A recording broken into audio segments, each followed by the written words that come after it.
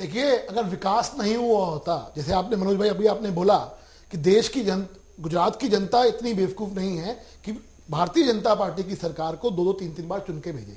और आंकड़े बता रहे हैं, मैं नहीं कह रहा, कोई भी चैनल उठा के देख लीजिए, किसी भी पत्रकार से आप पूछ लीजिए, 2/3 से बहुमत से ज्यादा भारतीय जनता पार्टी की वहां सरकार बनेगी और नरेंद्र भाई मोदी हमारे वहां के मुख्यमंत्री बनेंगे। अब मैं मनीष भाई से ये बात पूछना चाहता हूं कि मुझे मुख्यमंत्री आपका कैंडिडेट कौन है ये तो बता दीजिए। अरे आप आपकी बात पहले छोड़िए, पहले आप बताइए आपके वहाँ लोकशाही व्यवस्था है कि नहीं? क्यों नहीं है? मुख्यमंत्री चुने हुए विधानसभा अपना नेता चुनते हैं, नहीं के अपने ऊपर से आए। ये तो कैसी बात हुई? ये बात तो फिर आपने वीरभद्र सिंह को क्यों प्रमोट किया था हिमाचल के अंदर? अगर ये बात हिमाचल में भी लागू होती है, ये बात शीला दीक्षित में भी लागू होती है, ये बात आपके हर मुख्यमंत्री, महाराष्ट्र के मुख्यमंत्री में भी लागू होती है। गुजरात के अंदर आज आपको शीला दीक्षित को बुलाना पड़ रहा है। आपके अहमद भाई पटेल कर सकते थे, आपके शंकर भाई वघेला वहां कर सकते थे, जो वहां के लोकल लीडर हैं वहां पे नदारत थे। मनीष जी पार्टी का है, इधर व्यक्ति लग रहा है, व्यक्ति तो इतना बड़ा हो गया, भाजपा का दिखती नहीं है। आप इस बात को, मेरे भाई मनीष भाई, मैं आप भाई हैं, बड़े भाई हैं, आप मुझे इस बात का जवाब दे दीजिए। जो आप बात कर रहे हैं, ये बात आपके बाकी प्रदेशों में भी तो लागू होनी चाहिए या कि गुजरात में? मनीष जी जवाब। हर प्रदेश में निश्चित होता है, विधानसभा अपना नेता चुनते हैं। मनीष जी आपने खुराना जी की एक बात का जवाब नहीं दिया आपने कि देखिए बात सिर्फ जनता की नहीं है। देखिए मीडिया, अलग अलग चैनल्स इस बात को कह रहे हैं कि नरेंद्र मोदी ये चुनाव स्वीप कर रहे हैं, तो देखिए सारे के सारे चैनल्स क्यों झूठ बोलेंगे नरेंद्र मोदी के फेवर में, आप बताइए। अरे भाई साहब, मैं कह रहा हूँ कि ये पोल क्या हुआ, सितंबर में आपने पोल बनाया, ये पोल की बात छोड़िए। 2004 में भी लोग कह रहे थे, 2004 में लोग कहते इंडिया शाइनिंग, भाजपा आएगी, एनडीए आएगा। क्या हाल हो गया? बेहाल हो गया एनडीए। अरे भाई, ये पोल की बात जो है, लोगों की जन समस्या जिस तरीके से गुजरात में खेडूत परेशान है, युवा परेशान है, महिलाएं परेशान है, विद्यार्थी परेशान है, सभी लोग परेशान है, तो लोगों की दिक्कतें बहुत पड़ रही है। खुराना जी, मैं एक बात कहना चाहता हूँ, ये तो जनता, गुजरात की जनता सर्वोपरि है और वो डिसाइड करेगी। इसका फैसला हम 20 तारीख की जब पोलिंग हो, जब रिजल्ट आएगा नजर आ जाएगा।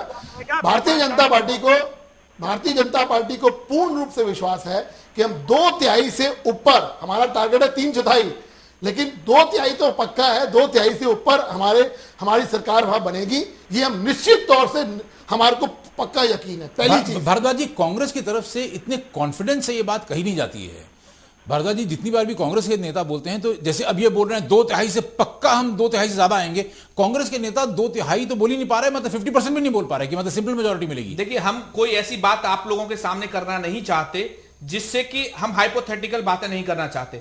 हम ये बात करना चाहते हैं जिस प्रकार से खुराना जी कह रहे थे कि गुजरात का विकास हो रहा है, उनको ये समझ लेना चाहिए गुजरात हमेशा से एक विकसित राज्य रहा है। 1960 से लेकर 1980 में हमेशा जीडीपी ग्रोथ जो गुजरात की थी वो 10% से अधिक थी। 1976-77 में तो ये 28.5% थी। ये सब बातें हमें कंसीडर करनी होंगी, ये केवल दिग्भ्रमित करने की बातें हैं।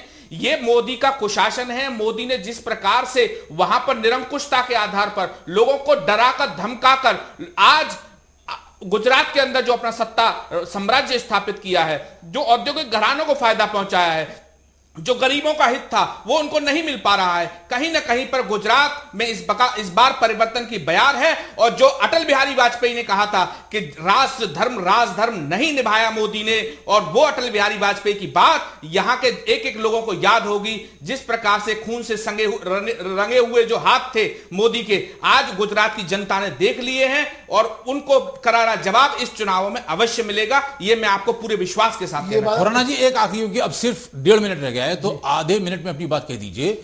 अटल बिहारी वाजपेयी ने यह कहा कि नरेंद्र मोदी ने राजधर्म नहीं निभाया। नरेंद्र मोदी को तो उसके बाद भी जनता ने चुन के भेज दिया और अटल बिहारी वाजपेयी को तो जनता ने हरा दिया। देखिए, कारण बहुत हो सकते हैं, बहुत अलग अलग कारण इस चीज के। आप रिलेट मत करिए गुजरात को नेशनल परिप्रेक्ष्य से, इसको नहीं, मैं तो राजधर्म की बात कर रहा हूं। अगर अटल बिहारी वाजपेयी राजधर्म के इतने ही बड़े सिंबल थे तो अटल बिहारी वाजपेयी को जीतना चाहिए था और नरेंद्र मोदी को हारना चाहिए था। उल्टा हो गया, अटल बिहारी वाजपेयी हार गए, नरेंद्र मोदी जीत गए। आपका जो कहने का तात्पर्य है, अटल जी के हारने का या अटल जी हमारी जो केंद्र की सरकार है उसके हारने के कारण कुछ और हो सकता नहीं, है। आप हकला क्यों रहे हैं? नहीं, मैं हकला बिल्कुल नहीं रहा। आपकी आवाज कांप मैं रही है। हकला बिल्कुल नहीं रहा। आपकी आवाज कांप रही है। देखिए, मैं हकला बिल्कुल नहीं हाँ, रहा। बिल्कुल आपकी आवाज कांप रही है। मैं हकला बिल्कुल नहीं रहा। हाँ, अलग अलग कारण है हारने के। कारण बहुत सारे थे, मैं उस पर भी जाना नहीं चाहता। बात हो रही है गुजरात की। गुजरात में पिछले हम 2 बार से सत्ता में हैं और हमारे को पूरा यकीन है कि हम तीसरी बार भी हम सत्ता में आएंगे और 2/3 से ज्यादा सत्ता से बहुमत से आएंगे, ये हमारा पक्का यकीन है। अंत में आप सब लोगों को बहुत बहुत धन्यवाद करते हुए हरीश खुराना जी, हरीश भारद्वाज जी, एच के सिंह साहब, मनीष जी, आप सब लोगों का बहुत बहुत धन्यवाद करते हुए अंत में मैं यही कहना चाहता हूं कि हम लोग इस कार्यक्रम प्राइम टाइम में रोज हम लोग जो भी एक विशेष मुद्दा होगा, जैसे आज एफडीआई था, उसके साथ हम गुजरात के विषय पे जरूर रोज बात करेंगे और 20 तारीख तक हम रोज इस विषय के ऊपर एक ना एक नई बात आपसे करते रहेंगे। 20 तारीख को जो नतीजा आने वाला है, हम अभी आपसे, मैं कोई भविष्यवेत्ता नहीं हूं, मैं कोई ज्योतिषी नहीं हूं, लेकिन एक पत्रकार होने के नाते मैंने 2002 से इस बात को कहा है। 2002 के चुनाव में भी लगातार, चाहे उस समय जो भी चैनल थे वो कह रहे थे नरेंद्र मोदी को हटाओ, नरेंद्र मोदी को हराओ, नरेंद्र मोदी हारेंगे, नरेंद्र मोदी हटेंगे, पता लगा कि उन चैनल्स की बात को लोगों ने अस्वीकार कर दिया। यानी उन चैनल्स की क्रेडिबिलिटी जीरो नहीं थी, उन चैनल्स की क्रेडिबिलिटी माइनस में थी। यानी जो उन्होंने कहा जनता ने उसका उल्टा कर दिया। तो एक तो उन चैनल्स को यह नहीं पता था कि असलियत क्या है, और दूसरे जो उन्होंने कहा जनता ने उसको नकार दिया, यानी उल्टा कर दिया, तो उनकी क्रेडिबिलिटी जीरो ना होकर माइनस में चली, सिद्ध हो गई। हमने तब भी कहा था, हम आज भी कह रहे हैं, नरेंद्र मोदी शान से सरकार बनाएंगे। छाती खोल के मैं इस बात को कहता हूं, नरेंद्र मोदी इस इलेक्शन को स्वीप करेंगे, वैसे ही जैसे 2002 में किया, जैसे 2007 में किया। 20 तारीख को नतीजा इस बात को साबित कर देगा। आप भी रहेंगे, हम भी रहेंगे, हम इस बात के गवाह हैं कि हमने इस बात को आज कहा है। इस कार्यक्रम में आज इतना ही। हर रोज प्राइम टाइम में आपसे इसी वक्त मुलाकात होगी। तब तक के लिए नमस्कार।